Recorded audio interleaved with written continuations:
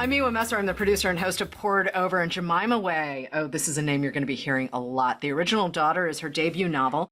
And yes, I am not her only fan. Roxane Gay is a fan. Kaveh Akbar is a fan. Paul Beatty, the author of The Sellout. And if you don't know Paul Beatty's works, please, please, please treat yourself to The Sellout. It is one of my favorite, absolute favorite. Yeah, if I had a list of top 10s, it would be on there. But Jemimah, we have to talk about The Original Daughter. You have set this novel in Singapore. It is a story of sisterhood and ambition and talent and all sorts of things. It's a Singapore that most Americans aren't going to recognize, though. Even if you've read Kevin Kwan's Crazy Rich Asians, even if you've read The Great Reclamation by Rachel Hang, this is a new kind of Singapore. So can we walk through this Singapore? It's a gentrifying Singapore. It's a sort of shadowy corners Singapore. For me, it is a very specific period in our relatively contemporary history. But when you read the book, you might think to yourself, this seems a long time ago because Singapore progresses so fast that you really get whiplash from how quickly it changes. So it does seem like a rapidly gentrifying Singapore, but it's really because the entire country is moving so quickly.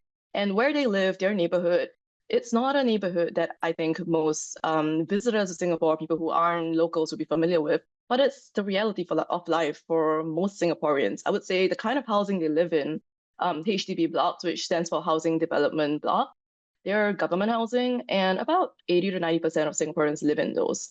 So again, not really something that makes it to the shiny tourist collateral, but very ingrained in our day-to-day lives. We're going to focus mostly on the two sisters who are driving all of this storytelling. There is some family around it. They have family obligations. You do sort of look at what familial piety, which I always think of as sort of a historical term, but it's really not, even in contemporary Asia. But Jen and Erin, well, they become sisters in a slightly complicated way, and it's a great setup. So I'm going to ask you to explain what their relationship is before they are sharing a home, because I think it's a setup I haven't seen recently in fiction. Really? Oh, okay. yeah. So basically, Jen is an only child at home, living with her mom, dad, and terrorizing grandmother. And raised on the assumption that her grandfather died years and years ago in the war, which is something her grandmother has repeated over and over and over again to her growing up. But when she's 8 years old, it turns out her grandfather had not died years ago. He had recently died, as in last week, and he's had this whole other family in Malaysia. And so now that family, now that he's passed, has come knocking, and it's like, we want to make contact, and we need you to take in this child because they can't support all their kids. And so Erin, at age of 7, gets dropped into Genevieve's lives. And Erin, at age of 7, gets dropped into Genevieve's life. And she is a terrified child. She has no idea what's going on. Jen is trying to recalibrate the entire bedrock of her world, everything she's ever known being shaken. And at first they approach each other kind of wary and not really sure. But very quickly, very, very quickly, they become very interdependent and very, very close. And I mean, I love the idea of, grandpa has a second family and wait a minute, what's happening here? Because it's an immediate sort of pressure cooker situation, even for tiny children. And both of these girls, when we meet them, they're what, 7 and 8? Erin's 7 and Jen is 8. And Jen is 8. And there's an intensity to childhood, right, that I think that's really easy to forget because every emotion is the biggest emotion ever. But yet for them, it's not like you're growing up with a sibling, right? It's like, oh, insta-sibling, what is happening here? And watching these two girls figure out what their relationship is. And then you turn up the heat even more by putting them into sort of untenable educational pressures, right? And I think a lot of folks will understand that there's a significant amount of pressure that's put on young people in terms of their education and, how education is valued throughout Asia in ways that are slightly different from the US. But there is still this emphasis on testing and, you must get to the right school and all of this. And watching Jen navigate that space now as the older sister Okay, maybe there was a little identification there. But having to sort of chart those waters, right, for herself and maybe impart some wisdom on her little sister, there's a lot of intensity there Mm-hmm. as well. And I just want to Mm-hmm. talk about using that setting to drive the story. Yeah. So, when I was writing this book, I knew it would be about two girls growing up in Singapore. And there is no reality where you write a novel about two people growing up and don't include the educational system. That's Right. crazy behavior. Right. That's just like Right. saying, oh, we grew up and there was no atmosphere. So it is like a very ingrained part of Singaporean life. I think you would be very hard pressed to find a Singaporean who wasn't super stressed out and competitive growing up. And that becomes so much about reality because I think there's this narrative that, this vaguely meritocratic narrative that we are a small nation. We have to work really, really hard to be absolutely excellent, or we will get sideswept on the global stage. And there is some truth to that, right? And so this idea growing up is that there are very few ways to jump classes or escape your life circumstances. And one of the most obvious ways is through scholarship. Another way is through breaking into new industries, which we can talk about later. Oh, we're But getting there. but these girls are they're two girls who are trying to make their way in the world. They want to escape their circumstances, but they don't just want to escape by themselves. You talked about filial piety, and I think that that is very key to the book, not specifically filial piety, but the sense that they love each other and they have a very tight-knit community they want to bring with them. So it's not like I'm leaving, goodbye, but it's like, let's all go together. And that creates its own kind of pressure as well, especially in a society where most people are just paddling, trying to survive, not even thrive. And so it seemed very natural for me to start the book there, to set it in the school setting. My challenge really on a story level was trying to tune it down because honestly, let's think about it. Studying is boring Yeah. objectively, right? You sit down, it's pretty boring. And so if you are, I mean, it's not boring to the person doing, well, maybe it is, but it's like so routine. You're doing the same thing over and over and over again. And it's so, the worst thing you can be is bored and stressed because you're not even interested by being bored. And so rendering that on the page, there is like one of the big things I did was try and vary the tones in that so that the reader would stay engaged because otherwise they're just watching these two girls stress out and you understand why they're stressed out, but you're like, well, do I have to read about them being stressed out? And so I think the balancing factor to that really is their relationships, the joy and the love and the delight and that entire expanse of emotion that you derive from that part of your life that injects richness, that balances out the stress, the boredom, and the sense that your life is waiting to start, but it's so far away. And I think that is one of the great things that I was thinking about while working on part one and part two of this book, which the book has several parts. The part one, the prologue, part two is their little girls growing up, and part three, they're in school.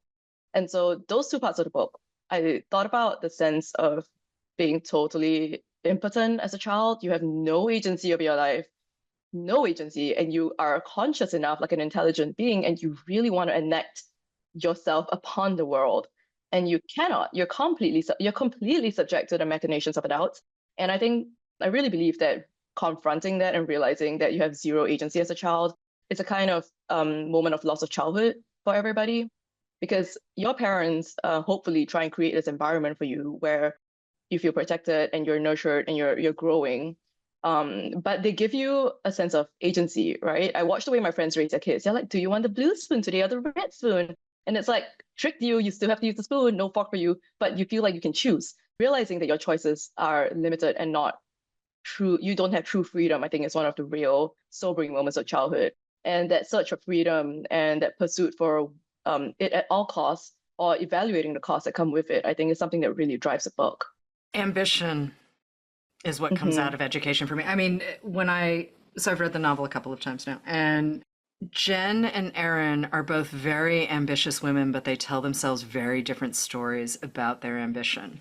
And I love the idea that we're having a larger conversation about what ambition means to young people, what ambition means to young women, especially because, I mean, they're going to girls' schools too. There is not a whole lot of coeducation happening in this novel, which is actually kind of great. And it's almost like they just get to figure out what matters most. And it's that push and pull of family and the outside, right? Who am I at home? What do I want from home? What do I want from my family? Mm-hmm. And what do I want for myself? And what happens when they don't align? And I want to go back to something you said a second ago, that the only way to change your class in Singapore really is either through scholarship or through finding a new industry. And when I realized what you were doing and the time period you were using starting in 96, when they're tiny girls, and then bringing us into not quite the present day, Mm-hmm. one of the things that's running parallel to everything else in this book, and the development of these girls and their families and everything else, is YouTube and the rise of Mm-hmm. content creators. And if you look at how the internet and cellular tech gets used in Asia I mean, the US obviously has caught up, but cell phones were much more ubiquitous in it. Like, if you go to India, everyone has a cell phone. Doesn't Mm-hmm. matter, like everyone has a cell phone. And here, obviously we're still not doing that, and I'm not saying everyone who carries a cell phone is a content creator, but it is a huge piece of this book and how you talk about ambition and fame and family and Mm-hmm. everything else. So you may have also been a presenter for more than a year in Singapore. So let's go back to you. Let's pull in that experience. Let's talk about the larger stuff that goes with social media and the rise of the internet. Sure. So, when I was growing up, we were all flirting with the internet, right? It was this thing that kind of existed nearby. But I couldn't use it when my mom was using the phone. It was still that era. That was when I grew up, where I try to go on the internet and it's like people, because she's yapping with her friends. And then very quickly, suddenly, there was this huge shift. And from that, this sense of huge acceleration and velocity that came with it, because suddenly the door opened to the whole world. It was almost like, even on an interpersonal level, so putting aside commercialization and capitalizing on this whole thing, it was almost like you could be really interested in something super, super niche, say like shoelaces. And in your classroom of 30 people, you'd be like, I like shoelaces. And people are like, okay, whatever, we don't care about shoelaces, wear Velcro.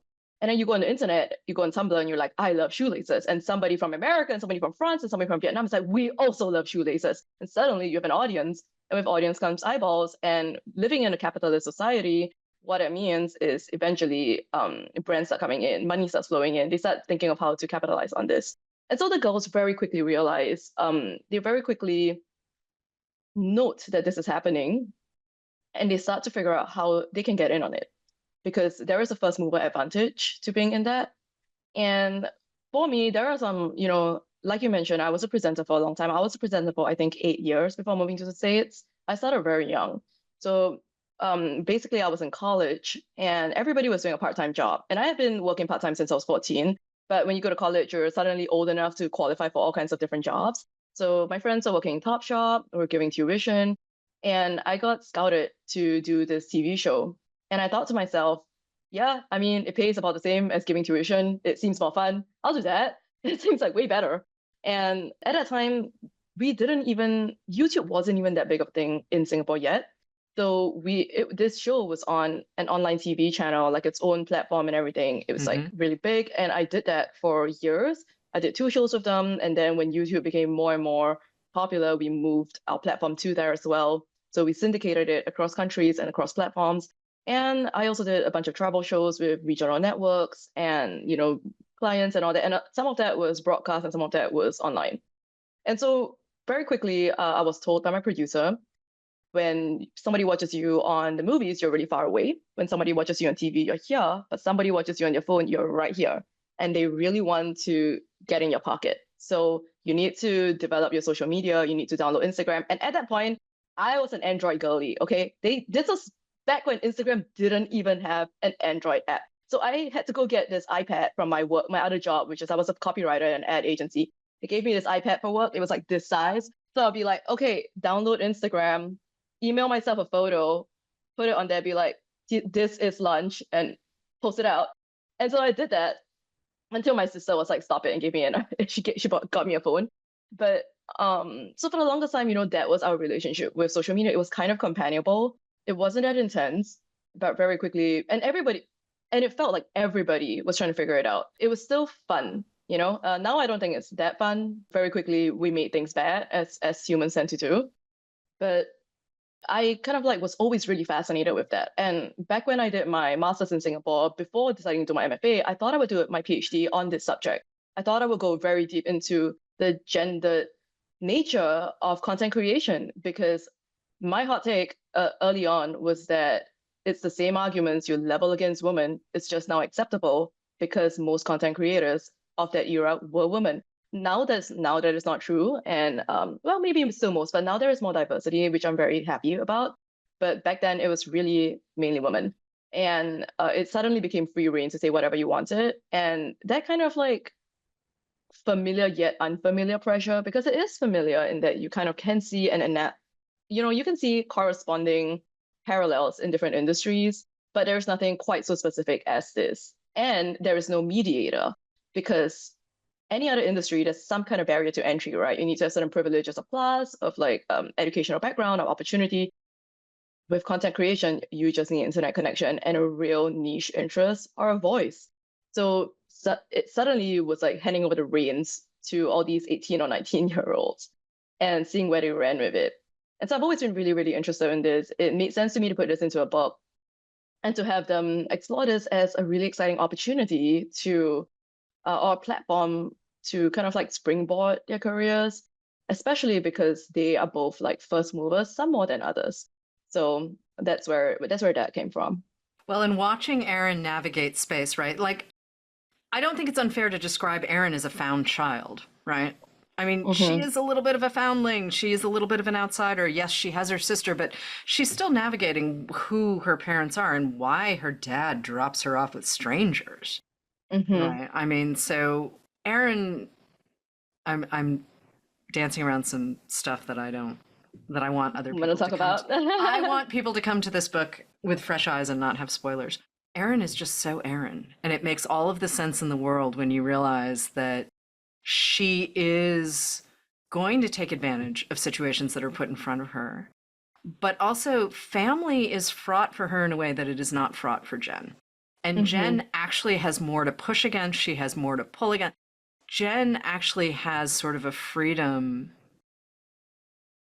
of family that Erin will most likely never feel. Honestly, I can see Erin sort of doing her thing, and just the trajectory, the way they run on these parallel tracks, these two sisters. And there were a couple of moments I had with Jen in her story where she would sort of lecture herself. Let's put it this way, her inside voice was not very nice to her. And I'm like, oh, Jen, come on, get it together, girly. But at the same time, I absolutely understand why she was saying those things to herself. I mean,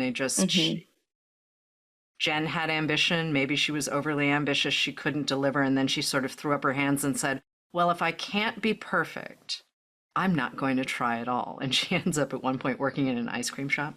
And I love that bit. And I love how she ends up in New Zealand, because this is kind of her saying, well, I'm throwing up my hands. I wish Jen had been a little kinder to herself, Yeah, but she me really too. has internalized so much of the cultural stuff that certainly women in Asia might be handed more quickly than men.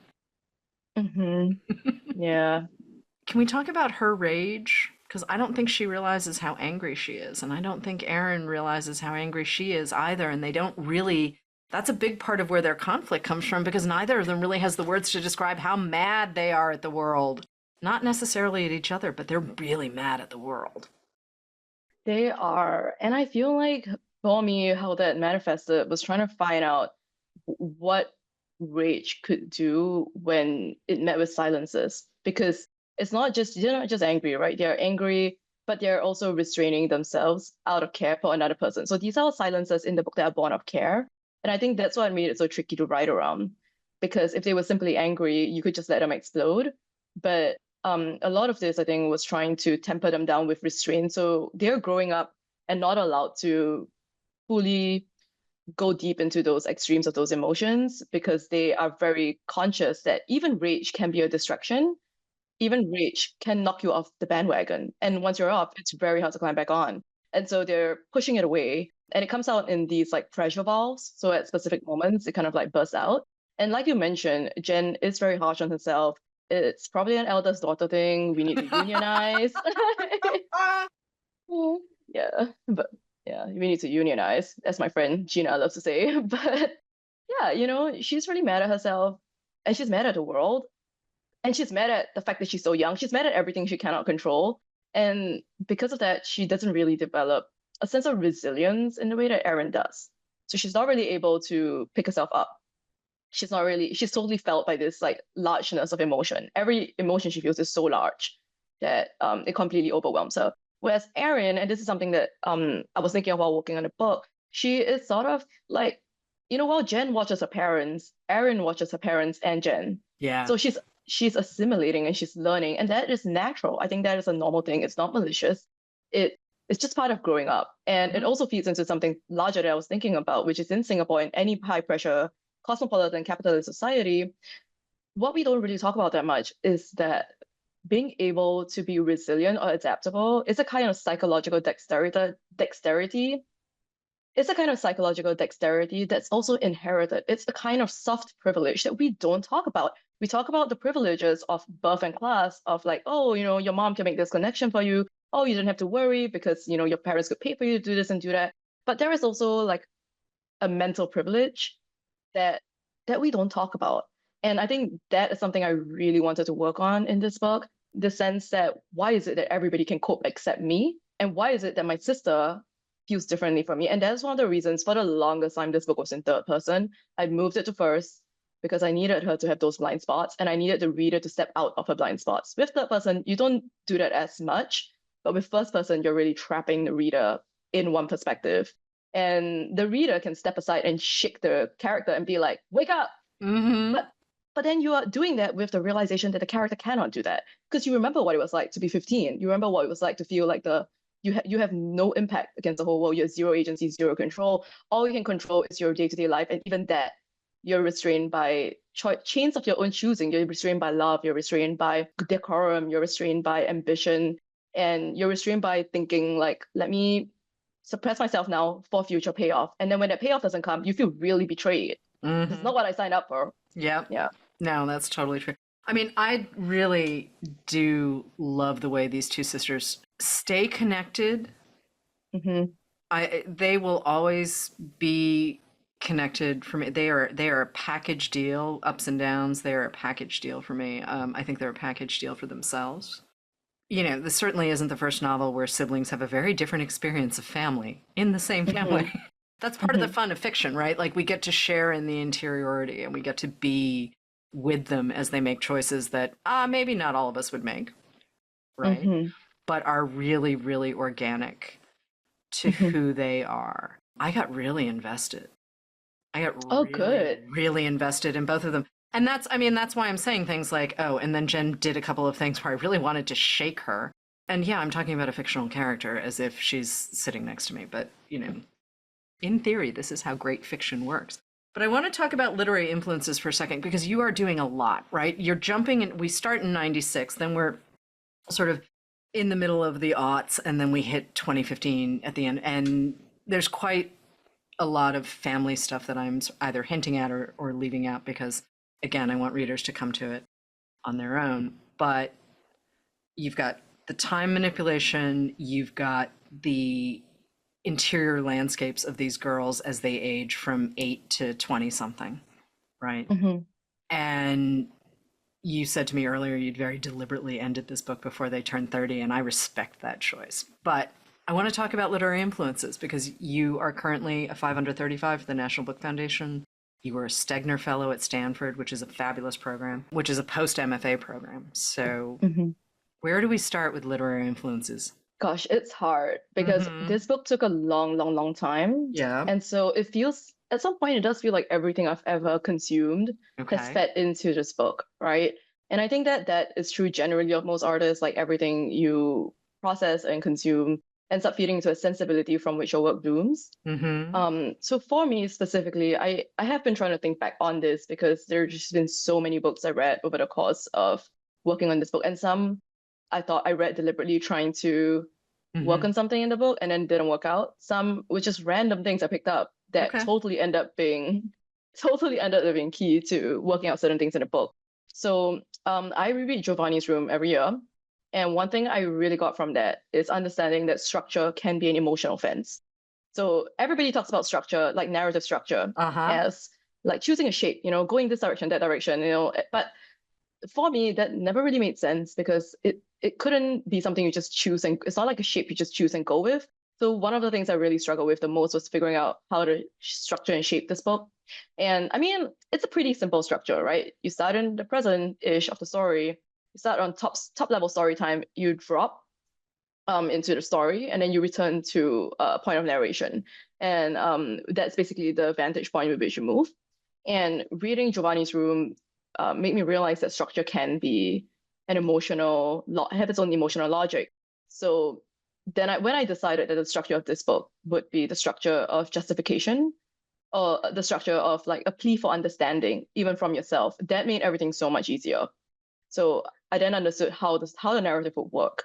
And then I started reading books that kind of went back and moved forward, in time. Yeah. So Hilary Mantel's Wolpaw trilogy, where you just follow one life through like a huge span of time. I think that was like extremely, I read it while I was revising the book, and that was very influential. There is this book that is currently out of print called A Heavy Feather by A.L. Barker, which is fantastic. It just follows this one woman and her life from a young age to when she passes away. Christopher Isherwood's A Single Man. I love that book. Oh, isn't it A fabulous? Single Man, okay, if I'm doing this whole, I've been thinking about like what would my personal top 10 be? Without a doubt, A Single Man would be on there. What he does in such a compressed narrative, right? Is that book even 200 pages, or is that book don't like think so. 210 pages? Like that book is. It's kind of like The Most by Jessica Anthony, where, and that book I know is 172 pages because I checked, I was talking to someone about it yesterday. And it's this epic mid-century American novel that happens in 172 pages. And Isherwood, not dissimilar, I mean, it's set right after World War II in Los Angeles, right? I mean, it's been a minute. I think so. I've read it like several years ago now. Yeah, I think so. Yeah. But it's post-war, late 40s, early 50s. I mean, roughly the same moment as The Most. But it's wild what he does in that novel. It is completely wild, and how much ground he covers over the course of one day. Yeah. This wild. The body as city, waking up, going to sleep, amazing. Just like simply, like just so incredible. But like I also, well, let me think. So I've mentioned 3 books now, and I read Heaven by Mieko Kawakami. Oh yeah. That's really which lovely. I adore. Yeah. But that to me was a novel of ideas that also managed to be extremely unsentimental and graceful, and had me in tears by the end. And I was just thinking to myself, how do you work like the nature of certain philosophical arguments into a book? And for me, that book like really did it. I've read a lot of her work, and that is my absolute favorite. And I think like her first novel, her first full-length novel. Yeah. And then I also read a lot of things okay, so I grew up in Singapore, right? Yeah. And the kind of books they get promoted, or the access we have, is slightly different from in the US. Like the syllabus we have, the things that we read is slightly different. And so a lot of American or like international classics I didn't come to until a slightly older age. And so when I was young, I was reading a lot of really like fairy tales, like, The Faraway Tree, just anything that people passed down to me. I would read every single thing that was out there. So another book about sisterly rivalry that just shot through the roof, like in terms of stakes, was The Other Boleyn Girl. And I was like, oh, cool. Like 2 sisters with their lives on the same coin, like each side of the same coin. That one I really loved. And I grew up, I think like I would say, yeah, it's fair to say I grew up because it's been like over 10 years following the release of this story, Attack on Titan, when it was a manga. And that recently concluded a couple of years ago. But that story, the arc of that, is comforting to me because the writer is around my age, and this is a long project. And my book was also a very long project. So I was like, okay, to have that direction and that vision that can sustain you through a good 11 years is very inspiring to me. But also that story is very much about freedom and the cost of freedom, and how different perspectives of freedom mean different things to different people. And there is no Narnia. And so I have reread that so many times. I think it's a masterpiece. I think it is a mistake to turn your nose up at things that are not just like prose in books. And so, because like I watch a lot of films that are, like animated and things like that. And I think sometimes people don't want to watch those because they're like, oh, it's not real people. And I was like, oh, you have enough of real people in real life. But yeah, so I would say those are the things that come to top of mind. One of the very early things I also read that really, I think, like impacted me was Tayari Jones' Silver Sparrow. Love that novel. I really, really love it. Love that novel. And I will say there might be some story similarity there, but I mean, Silver Sparrow was the early aughts. It's been a really long time since I've read it. And it is fantastic. Those sisters in that book, amazing. The premise of that book is the two sisters are living in the same town, and one is a secret and one is not. So one just watches the other one and goes and approaches her one day and it's like, let's be best friends. So not really, but something along those lines. Yeah. And so what would it do to your psyche? I was wondering while reading that, to be a secret and to know that you were a secret your entire life, to know that you were second fiddle. And then the thing that I took from that I then expanded upon is, what would it be like to know that you're a secret, to know that you're a second fiddle, but for everybody in your life to tell you, no, you're just as accepted and we love you the same. And it's the same and we are determined to make it the same. So it's like the entire world is gaslighting you. There are certain narratives we push to each other out of love that may not be as helpful, I think, as confronting a thing as it is. So that's one thing I thought about. And that's one book that I really, really love. It's been a minute. I want to go back and reread it.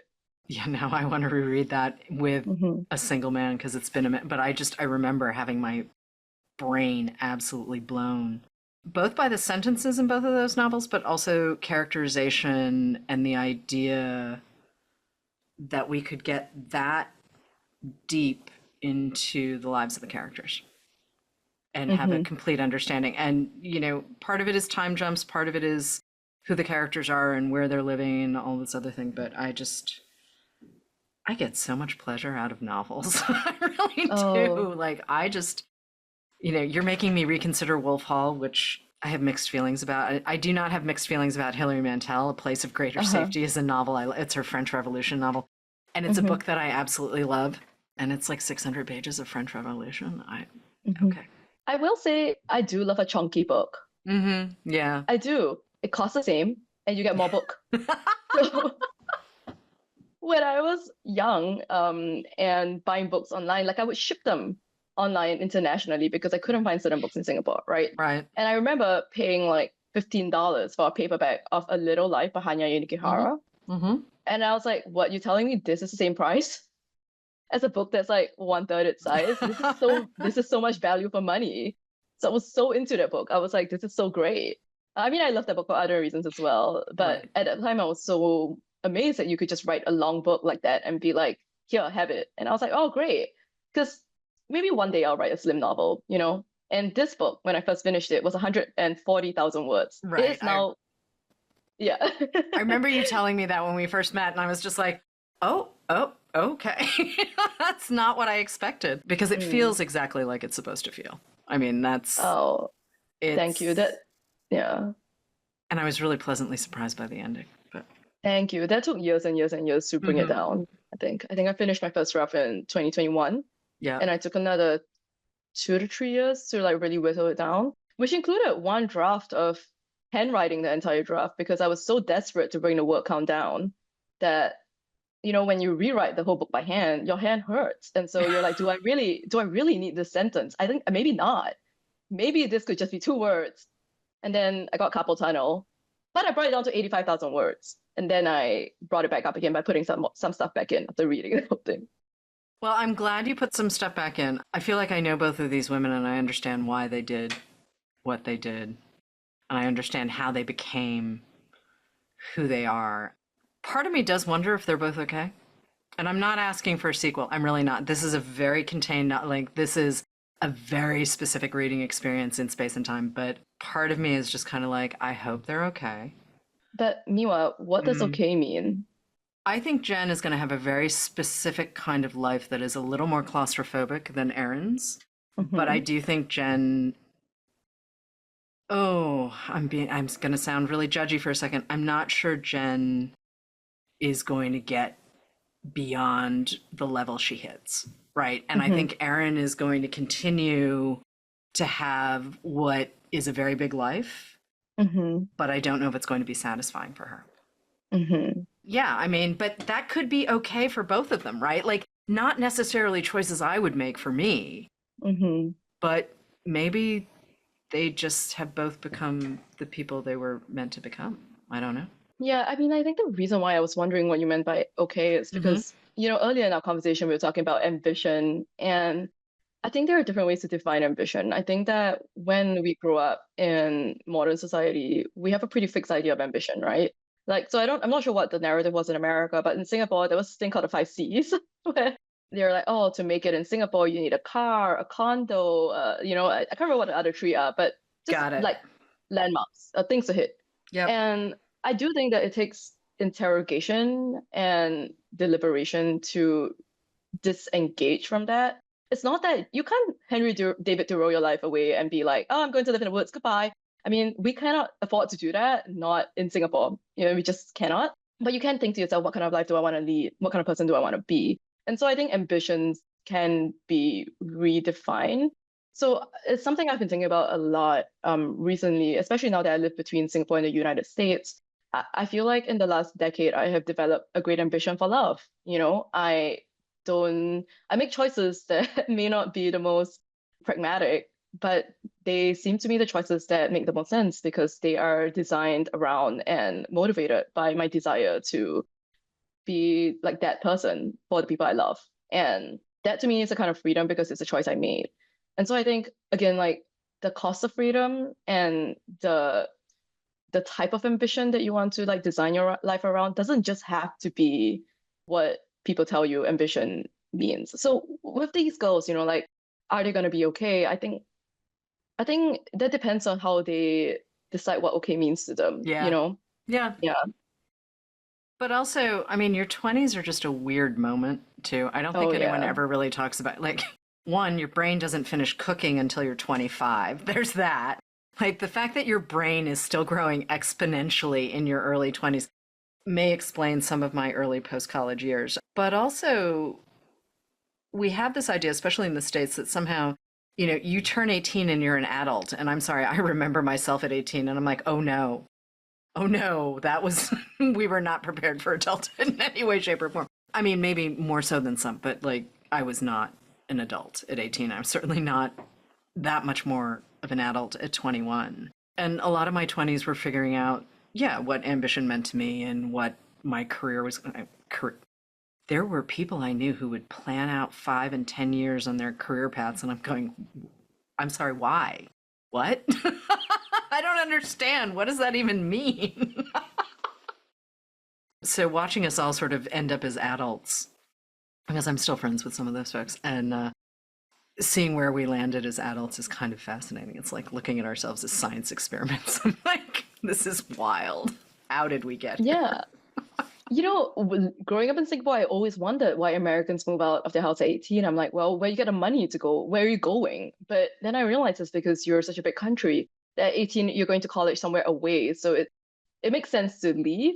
Whereas in Singapore, the opposite is true, where it's so small, it's maximum 45 minutes drive from one end of the country to the other. And so if you move out, it's really like, all right, I guess like what is it really worth the money? Because culturally also it's very common to live at home until you get Mm-hmm. married. Yep. And so that creates its own kind of cultural pressure because you are constantly being watched. Yeah. And not in a bad way, right? Sometimes the people you love can watch you too, but you're constantly conscious of the way you're being seen Mm-hmm. at home, in school, everything.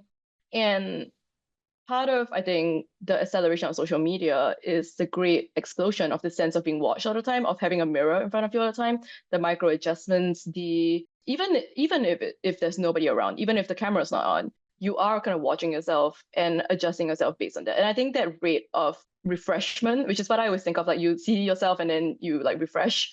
The rate of refreshment, I think, has accelerated greatly ever since social media became a really big part of our lives. And part of school or staying in school I think. In the novel, it's framed as you stay in school because the degree is what's going to get you a job. And obviously that used to be true for a certain generation, and it's no longer really the truth. Right now, having a degree in Singapore, it's like, it's a bare minimum most of the time. But another thing people don't talk about is there is like a certain safety, I think, to being in an institution where you're allowed to just explore what you're interested in and really do a deep dive into that. And I think there is a great sense of unmooring and loss that comes when you exit that. And so what I wanted to do with this book is also delay that sense of loss for as long as possible. So keep them keep Erin specifically in school, and then have the girls be like, no, I want freedom. I want to go out into the world. Right. And for me to, as a writer, I was like, no, stay in school. It's nice in school. You can work for the rest of your life. But, at that age, they're like, no, I want agency. I want freedom. And they go out and you can't come back. I mean, you can go to grad school. It's not really the same. But yeah, felt very much like a parent, like trying to shepherd them back. But yeah. Identity is kind of that universal. It doesn't matter if you're in the States or you're in Singapore or someplace else where you're just kind of like, I have no idea what I'm doing. And watching these young women, well, I don't want to say muddle their way through, but also figure out what matters to them is, again, you can do that kind of interiority in a novel that you just can't do in another art form. And I think that's really important to keep your finger on. I mean, listening to you talk about how, yes, writing about studying is boring. Well, it's the result of the studying, though, or it's the interactions. I mean, Jen's a little prickly when it comes to, she has a couple of classmates that you'll meet, and she has a slightly prickly response to both of them. And, part of me is like, well, kiddo, you need friends, so maybe you should be a little less prickly. But that's not who she is. That's just not who this character is. And I'm like, okay. How does it feel to know that this book is out in the world? I mean, you've been working on it for more than a decade. You've handwritten a draft, which I'm still just going to sit quietly with because that amazes me to no end. It has been cut in half and then regrown. And I mean, but now you have to share it with strangers. It feels good. God bless. That's what I'm saying. Like, honestly, I worked on this for so long. Right. I just feel like, great. I feel like a slightly disassociated mom where, that meme, like the Amy Poehler, like, you're doing great, sweetie. That's me. I'm like, great. I worked on this. No matter what, the book has gone to print. It's in bookstores. It's got its like hardcover and everything. Yeah. Empirically, the book is not going to change. The words are not going to change no matter what happens. Right. And so to me, it's like, okay, be free. God bless. I hope you find the readers that meet you where they need to be seen. And I feel like, I feel like a great sense of freedom, which is really amazing because when you're a debut writer, right, before you get an agent, before you publish, the book that never was can be the book that never is. If you just let go of the book, it's never going to come up and nobody will know. And so your artistic identity can become so codependent with this one project. And I definitely felt that. I felt like if I didn't finish this book, the writing just would not go on. Obviously, that's not true, and I know that now. But it's hard to, good luck telling a debut writer who hasn't published that. And so now that I've finished the book and I've let it go, I feel like it has really gifted me this new stage of relationship to my art, where I am free to explore different questions, to go in whatever direction I want. And I don't have to ask, am I a writer? Because, the proof is on the shelf. So nobody can really dispute that anymore, myself included. And, writers are a bit neurotic. I'm super neurotic. I talk myself down all the time. Like, I'm like, oh, what am I doing? Is this thing a real thing? And now it is a real thing. Even I can't argue with myself. I can't look at the book on the shelf and be like, did I do that? Well, I did. It's to say no, it's insane behavior. So I feel like now that that's kind of settled in my head, it's given me the space to really think about other things. Because I do feel like for a debut, or maybe beyond that, I don't know, because I'm just a debut, but so much of the process is managing your relationship internally to your work. But that is not the work. That is just managing your relationship to the work. And it doesn't actually empirically impact the work that you do. And so balancing that, I think, has been really important. And moving forward, I feel more well-equipped to go into the next book and beyond. Have you started the next book? Yeah, but we're like flirting. Yeah, okay. I don't want to like scare her away. That's fine. That's totally fine. I just wondering. We'll sit quietly in the corner while you're working it out. Yeah. We'll see if I can do a short, sexy novel this time. Because I did my big one already. You know what? I think the story's going to tell you what it is. So, Yeah. I mean, at least that's my understanding of the process from all of these interviews that I've done is like the thing's going to tell you what it is. And then I get to read it later, which is exciting for me. Yeah, I already had my first brush with that in my new book because I did all this research and did all the groundwork for this book that I thought I was going to write. And when I sat down, it became this whole other book, which is very upsetting to me because I've got all this research. I'm like, girl, what? I don't even know what to say because part of me is like, well, maybe that's a third novel, but that seems pushy. No, I do think I actually know what the next few books are going to look like. It's just, if they all take 11 years, I will simply fall down and die. So let's hope the next one doesn't take as long as this one. I'm just going to guess that maybe you've learned some stuff with the first novel that you're going to apply to the second and then and so on and so on and so on. I suspect 11 years might not be the next path. But I'm guessing. Yeah. I'm guessing. Yeah. We'll see. Jemimah Wei, thank you. Jemimah, thank you for joining us on Port Over. This was so fun. The Original Daughter's out now. Thank you. This is wonderful. Thank you for listening. Poured Over is a Barnes & Noble production. To help other readers find us, please rate and review the show wherever you listen to podcasts.